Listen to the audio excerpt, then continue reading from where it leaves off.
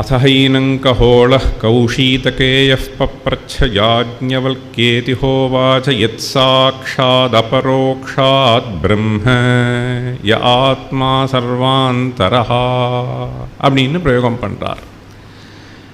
அப்போது இந்த ஆத்மா அப்படிங்கிறது இருக்கே, இதை விசேஷமாக குறிக்கக்கூடியதாக அபரோக்ஷ சப்தம் பிரயோகம் பண்ணப்பட்டிருக்கு ஸ்ருதியில். அப்போது இங்கிலீஷில் சொல்லணுமானா that which is evident to myself. So it doesn't require any other instrument for me to become evident to me. இவ்வளவுதான்.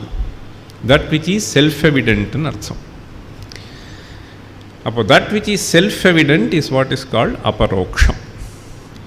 அப்போ வேறு எந்த பிரமாணமும் இதுக்கு தேவையில்லை, தானாக தெரிகிறது அப்படின்னு ஆகிறது. இதை தான் நம்ம ஆச்சாரியால்